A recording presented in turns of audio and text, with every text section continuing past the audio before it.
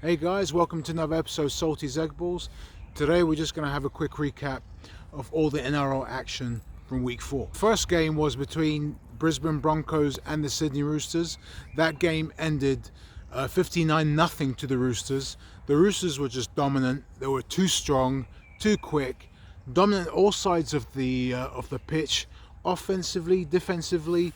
The Roosters literally run riot at the Suncorp Stadium. Victor Radley had a fantastic game. He was causing Brisbane all kinds of problems. The Broncos, I was actually surprised how badly the Broncos played. I know they've got a few players injured, key players injured. I know they're a young team and they're still rebuilding and stuff, but I didn't expect them to have the result that they had on last Thursday. It's the scoreline as if you were playing Rugby League Live in the PlayStation exhibition match on easy. It looked that easy for the Roosters, so a really impressive victory for the Roosters.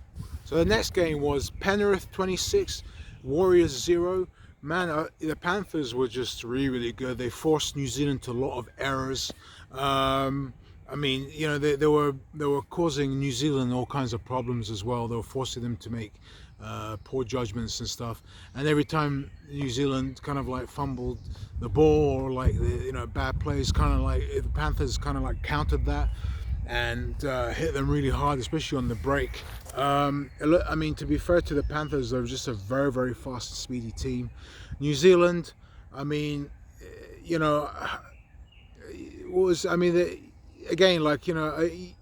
after the victory that they had over the Dragons last week, I thought they'll show a bit more effort in this game, but it didn't show up in this one.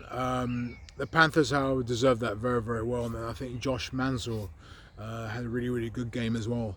Storm 22, South Sydney 8.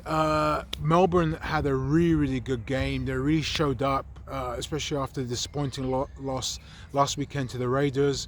Vunivalu and Josh Adokar had really good games. Obviously, the two of the most fastest wingers, one of the most fastest wingers in the NRL. Caused all kinds of problems for South Sydney. They deserved the game. South Sydney kind of like lacked a little bit of flair in their game sometimes. I thought South Sydney will probably show a bit more urgency in this game, but I think that the attack of the Storm was just too overwhelming. A very impressive victory there for the Storm. Eels 19, Manly 16. Now this was my game of the week, and this was a really entertaining game to watch. The Eels kind of dominated the first half. Sivo had a really top game for the Eels, scoring 2 tries in that game. The second half, Manly came back, showed more urgency. I actually thought that Manly were probably the better team in the second half, and Tafua had a really game, also scoring 2 tries for Manly. There was an incident in the last 2 minutes of the game, which the referee denied a try for Manly. So Trebojevic passed it to his fellow winger. The winger ran and scored a try. When you first see it in live TV, it looks like a forward pass.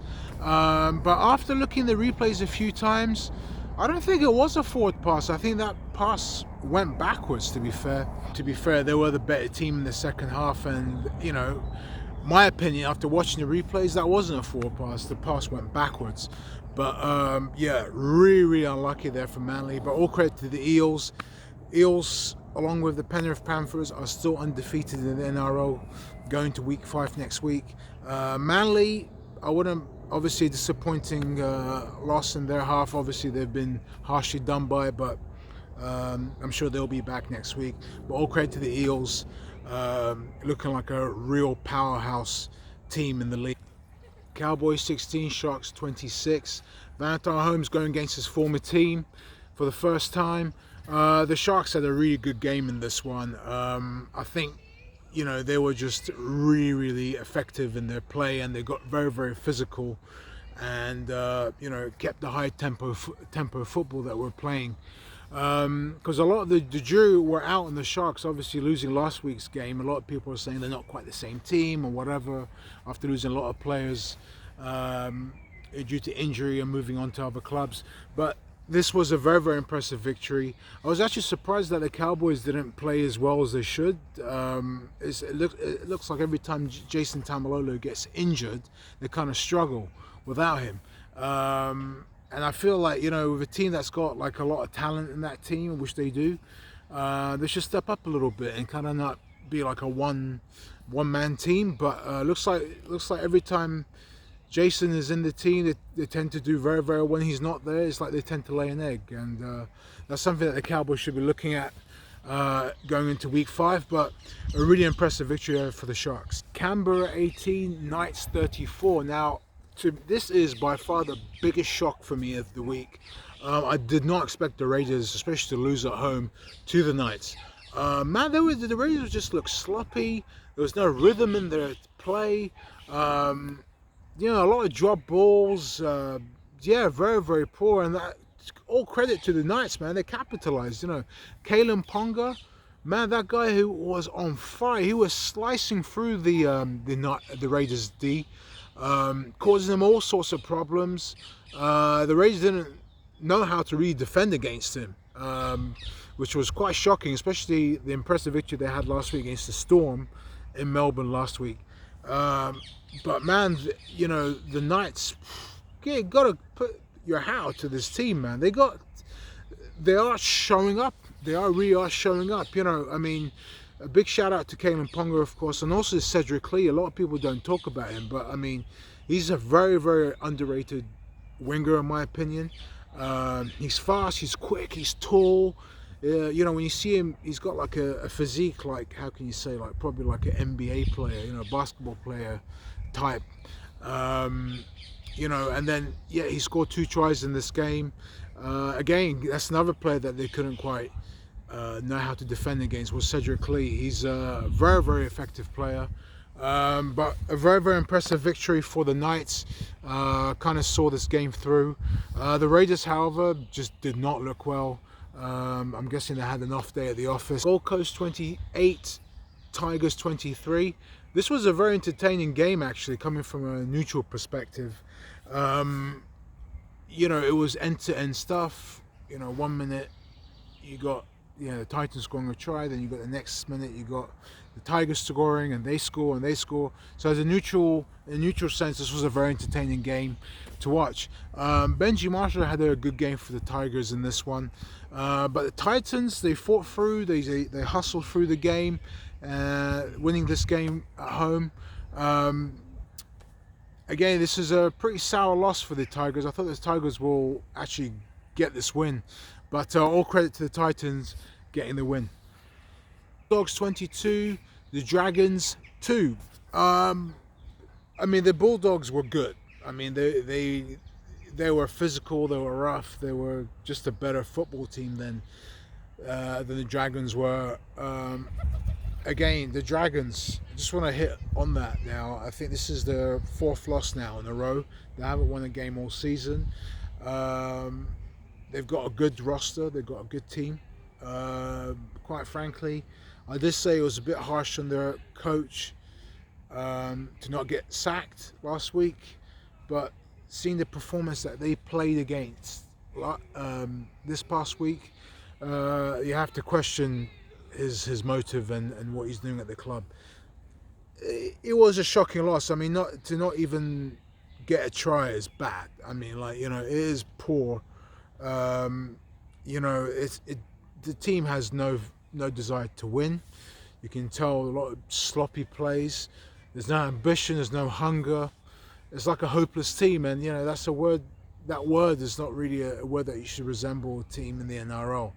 A lot of these teams are physical, are tough, are hungry, and they do want to win, even if sometimes the record doesn't show it. But the Dragons is the first time in a long time where I've seen this team is just utter poor.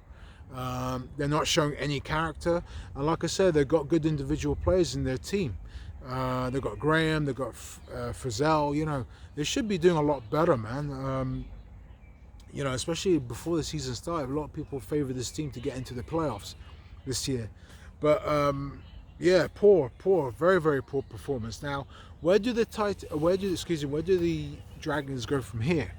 Do they move on from their head coach, or do they stick with him and see how week 5 goes? Personally, for me, I mean, 4 in a row, you know, is bad. I mean, it's pretty awful. I would wait until probably week 5, and this will be the judgment kind of game. If he gets to win, let him stick to the job and see how the season progresses. Maybe they might pick up a few more wins along the way. But how if they lose? I think you got to just fire him and just probably just get a replacement manager or a caretaker manager to kind of lead the team just until end of the season, and then the club will have to review about where they want to go next year. But yeah, but all credit to Bankstown. They did have a good game. Again, they played against a very, very poor side, and getting a victory at home. So guys, that's a wrap from the action in NRL in week 4. I'm going to be doing another review video for week 5 next week. However, stay warm, stay safe, comment, like and subscribe, man, and I shall see you in next week's video.